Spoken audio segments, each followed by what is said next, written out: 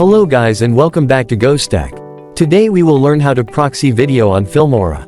So, if you are editing a 4K or high-resolution project and you want to export it faster and smoother without any problem, you have to create proxy file for your video. In order to do that, we can simply add a video to see how it looks. As you see, it says create proxy file. If you have slow PC, click yes, and if not, click no.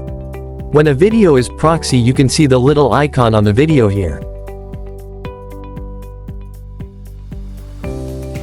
That's it. Thank you for watching, and don't forget to like, comment and subscribe for more.